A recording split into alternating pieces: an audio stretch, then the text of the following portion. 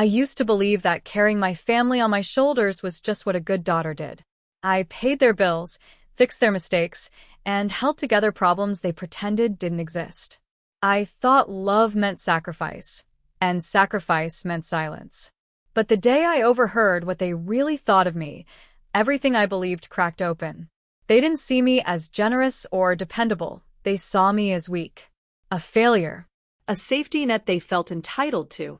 It's strange how quickly your world tilts when you hear the truth spoken behind your back. Suddenly, every late-night transfer, every bailout, every moment I broke myself to keep them afloat replayed in my mind, but through a different lens. The weight I had been carrying wasn't love. It was their expectation that I would never stop, that I existed only to clean up their chaos. Something cold settled in me that day. Not anger, something sharper, clearer. I realized they had never feared losing me. They only feared losing what I provided. And that was the moment everything began to shift. Because for the first time in my life, I stopped. What happened after that spiraled into something none of us saw coming. So the question is, what do you think happens to a family built on arrogance and dependence when the person they mocked finally walks away? Before everything fell apart, my life looked steady from the outside. Predictable, responsible, almost painfully routine.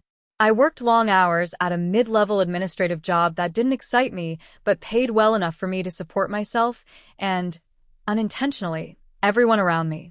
I lived in a small apartment that I kept immaculate, partly because order calmed me and partly because chaos had always followed my family like a shadow.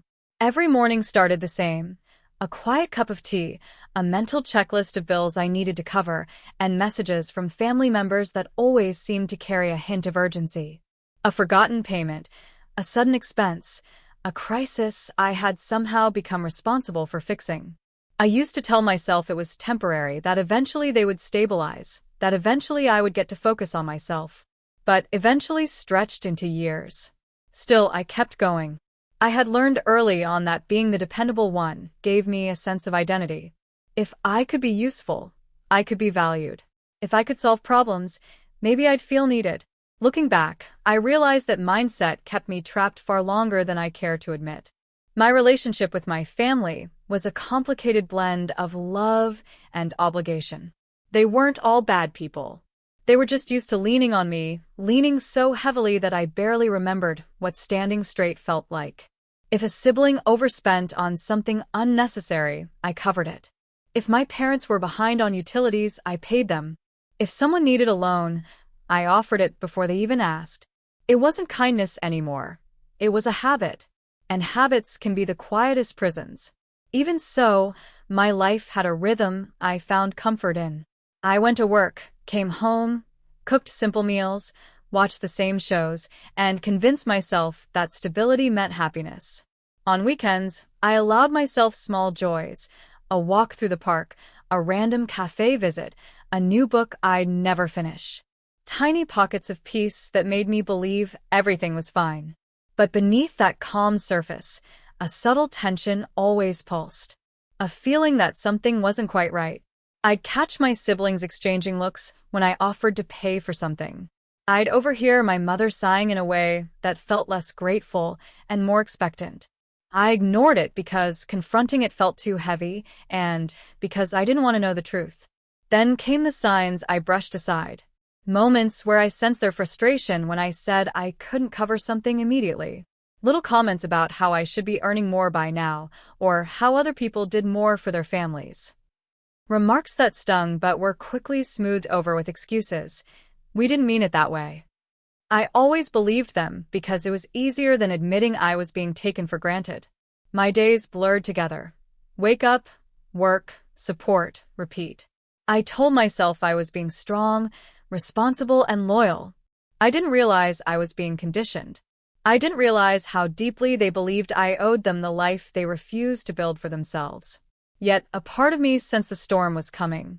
Not through any big event, but through small cracks in my patience that I kept trying to seal. I'd feel my chest tighten when another bill notification popped up. My hands would shake when I transferred money that I had planned to save. I'd lie awake at night wondering when, or if, my kindness would ever be enough. That quiet discomfort grew into something sharper, a whisper in the back of my mind that said, "Something is wrong. Something is coming." I didn't know it yet, but my entire world was about to shift. The truth that would break me had already been forming behind closed doors and careless conversations. And the version of me who endured, tolerated, and forgave was slowly reaching her final limit. What I didn't see at the time was that the breaking point wasn't just approaching, it was already waiting for me, hidden in the place I trusted most, my own family. The shift in my family's behavior started subtly, almost imperceptibly, like a draft slipping through a crack in a closed window. At first, it was just an increase in the number of requests they made. Small things. Groceries here, utilities there, a minor medical expense that somehow became urgent. I tried not to think too much of it. After all, I had been helping them for years. But there was something different this time, something sharper in their tone, something expectant in their silence when they waited for me to answer. I kept telling myself they were stressed, overwhelmed, or simply going through a rough patch. But deep down, I knew better. That steady pulse of discomfort I had been ignoring for months was now a near-constant beat in my chest. The turning point came on a quiet Thursday afternoon, an ordinary day that would split my life into before and after. I had gone by my parents' house to drop off some paperwork they needed help sorting through. It was a routine task, the kind I'd done countless times. The house was silent when I let myself in, the living room half-lit by pale sunlight filtering through curtains. I walked toward the kitchen, planning to leave the papers on the counter, and then I heard it. My name, followed by a low, irritated sigh, one that didn't sound like stress, but annoyance. I stopped, my body instinctively freezing as if I had stepped too close to the edge of something dangerous. I didn't want to eavesdrop, but the tone pulled me in like gravity. Their voices drifted from the hallway, familiar, but laced with something cold. They didn't know I was there. They had no idea I was standing just a few steps away, listening to the truth unravel in real time. And what I heard made my stomach drop in a way I had never experienced before. They weren't just talking about me, they were ridiculing me, mocking me, tearing me apart with a casual cruelty that felt rehearsed. They spoke about my job as if it were insignificant, about my life as though it were a disappointment, about my dreams as if they were delusions. But what cut deepest wasn't the insults, it was the way they spoke about my support, my money, my sacrifices. They talked about it as if it were owed to them, as if I were a failing investment they'd grown tired of managing. They complained that I wasn't giving enough, achieving enough, rising fast enough to provide the lifestyle they wanted. In their eyes, I wasn't a daughter or a sister. I was a financial tool that wasn't performing efficiently. Hearing it laid bare like that, it was a kind of betrayal I didn't have words for. My mind tried to reject it, to justify it, to soften it. But the more they spoke, the clearer the picture became. Everything I had given them, everything I had sacrificed, everything I had broken myself to maintain, it was never out of love, at least not on their side. It was an expectation. Entitlement. Dependency wrapped in resentment. I remember standing there, unable to move, my heartbeat thundering in my ears as if trying to drown out their voices. A cold wave washed over me, followed by a sharp, dense clarity. Something inside me shifted. It wasn't dramatic or explosive. It was quiet, dangerously quiet. I walked out of that house like a ghost, unnoticed and unseen, carrying a truth that burned through every memory I had with them. I didn't cry on the way home. I didn't rage. I didn't even shake. I just felt empty, like someone had carved out the center of me and left a hollow space where trust used to be. That night, I sat alone in my apartment, staring at the ceiling as the reality of everything I'd heard rearranged itself in my mind. Every late-night transfer, every emergency payment, every time I put their needs before my own. All of it twisted into a new shape, one that exposed the ugly truth. They didn't love me for who I was. They valued me for what I provided. And suddenly, the idea of continuing down that path became unbearable. The first thing I did was open my banking app. I stared at my account balances, my transaction history, the long list of transfers that had become a normal part of my months. Seeing the numbers laid out like that made my chest tighten. It wasn't the money itself, it was the story those transfers told. A story of someone who had been draining herself dry to fill holes that were never meant to be filled. I made a decision then, one that felt both terrifying and liberating. I would stop. Not gradually. Not with explanations or warnings or softened edges. I would stop completely. The next few days were a blur of tension and dread. I waited for the inevitable call, the inevitable message, the inevitable emergency they would expect me to solve. It came sooner than I expected. And when it did, something inside me hardened. I didn't respond. Their messages piled up, polite at first, then confused, then irritated. Each one chipped away at the last bits of guilt I had left. They didn't ask if I was okay. They didn't wonder if something had happened. They went straight to frustration, as if my lack of immediate response was an inconvenience rather than a concern.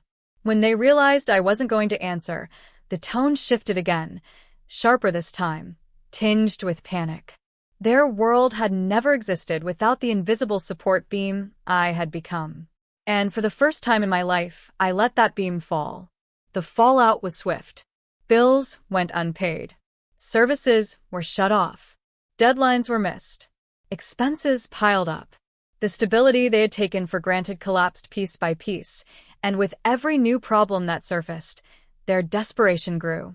I watched from a distance, not out of cruelty, but out of a newfound understanding. They had built a life on a foundation that wasn't theirs, my foundation. And now, without it, the cracks were unavoidable. But the part that truly solidified my resolve came a week later, when I heard from a mutual friend that my family was blaming me for everything unraveling. Not themselves. Not their decisions. Me. According to them, I had abandoned them. I had ruined things. I had failed them. It was almost surreal, hearing it secondhand, the same people who mocked me calling me the cause of their downfall. It was as if they genuinely believed I existed solely to keep them afloat. That was the moment my anger ignited into something bigger, something with direction, purpose, and clarity. It wasn't about punishing them. It was about reclaiming myself, reclaiming my life, reclaiming the dignity I had slowly given away in the name of loyalty. But revenge, I learned, doesn't always look like fire and fury. Sometimes it looks like silence. Sometimes it looks like absence. Sometimes it looks like finally choosing yourself. And with each passing day, as their lives continued to crumble without the support they had once mocked, my resolve only strengthened. I was no longer the woman they had dismissed as a failure. I was someone rebuilding herself from the ground up, someone they could no longer control or diminish. Yet even then, even as I began to step into a version of myself I had never met before, I didn't realize one thing. The real storm was still coming.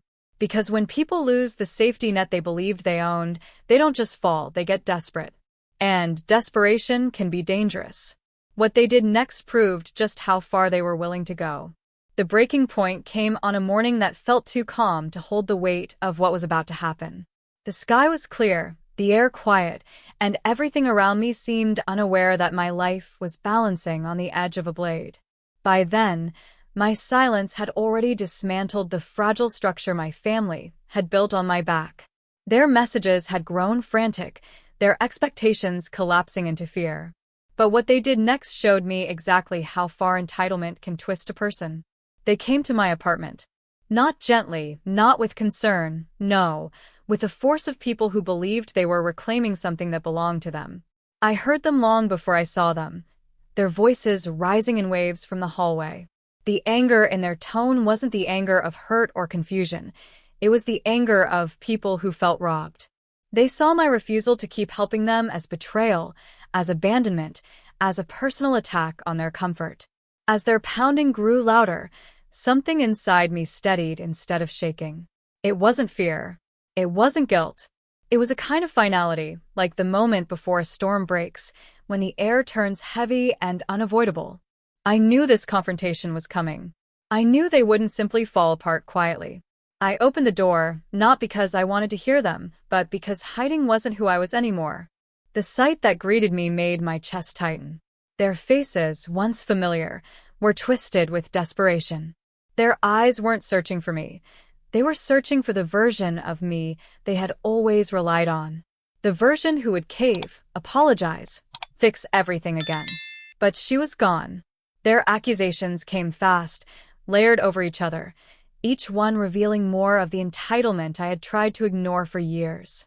They claimed I had ruined everything, that I had left them to suffer, that I had been ungrateful for the family that supported me.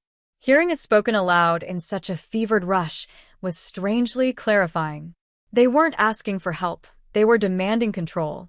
They needed me to return to the role they had crafted for me, because without it, their entire world had no foundation. For years, I had been the glue, the safety net, the silent force keeping them afloat. But as they stood in my doorway, their frustration spilling over like boiling water, I realized something else. They had never imagined I might have a breaking point. To them, I was an endless resource. A guarantee. A certainty. I stepped back into my apartment, letting them see the life I had built alone. Not glamorous, not extravagant, but mine. My space, my peace, my independence.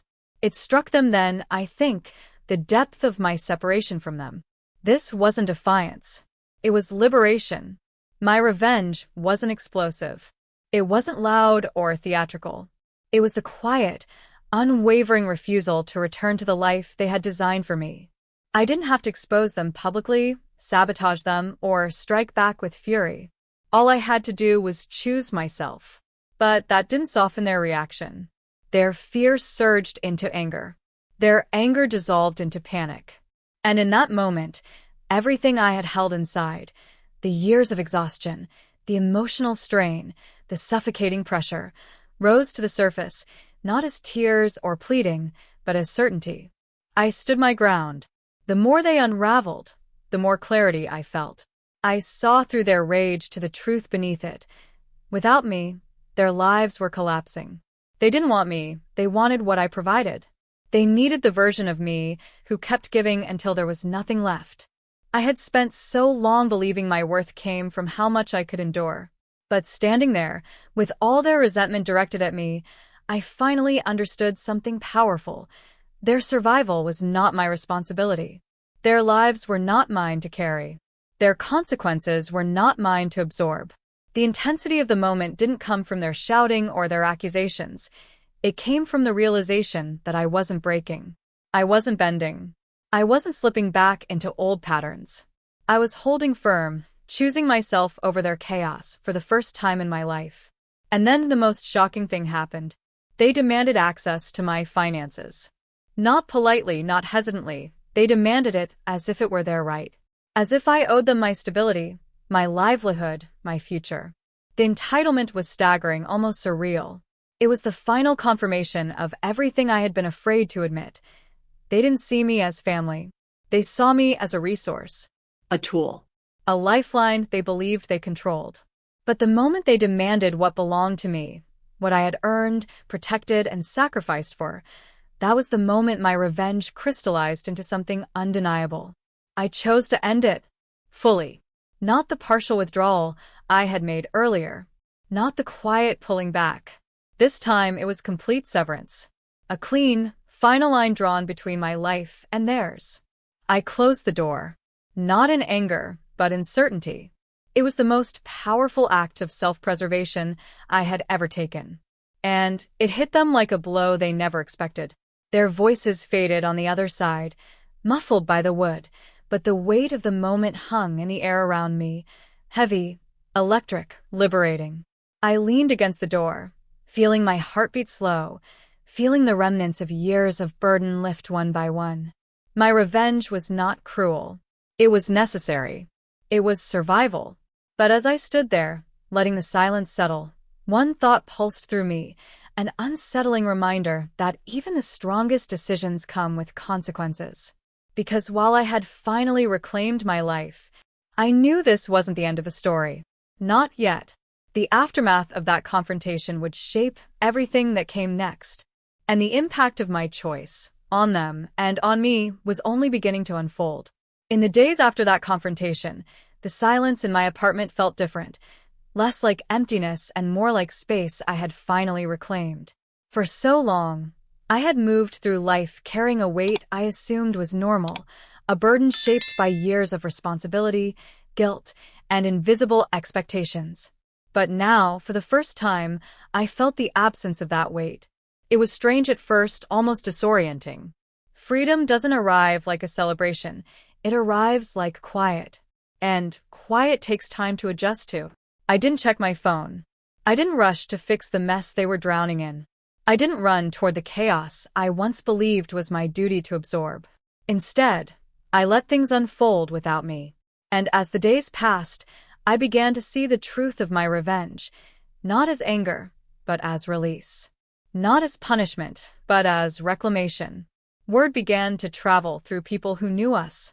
Not gossip, not dramatics, just simple, blunt facts. My family was unraveling. Their bills had piled up so high that even the smallest expenses became overwhelming. Utilities were cut, overdue notices escalated, and the convenience they had lived in began collapsing piece by piece.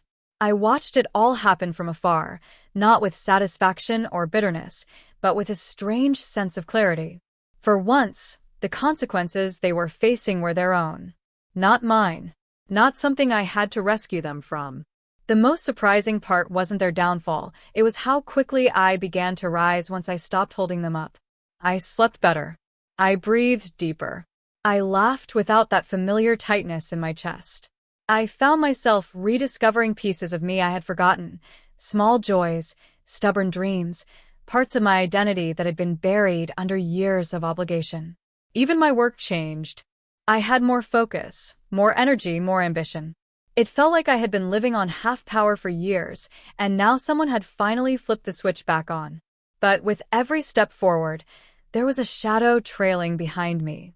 A lingering question that asked whether my revenge had been too cold, too final, too absolute. It was one thing to walk away, but another to watch people suffer because of that walk. I wrestled with that guilt quietly, in moments alone when my thoughts crept back to them. But each time doubt tried to settle in, I reminded myself of the truth. I didn't harm them. I didn't sabotage them. I didn't take anything away. I simply stopped giving what was never owed. Their downfall wasn't caused by my absence. It was caused by their refusal to stand on their own. And it was in that realization that another truth emerged, one far bigger than my story alone. Revenge is often seen as destruction, as retaliation, as fire meant to consume. But sometimes revenge is simply letting go, allowing people to face the reality they've built without the shield you once provided. Sometimes the most powerful form of justice is stepping back and watching the truth balance itself. My revenge didn't destroy them. Their choices did. But it did transform me. I became calmer, sharper, more aware of the boundaries I had been too afraid to set before. I learned that love without respect is just dependency.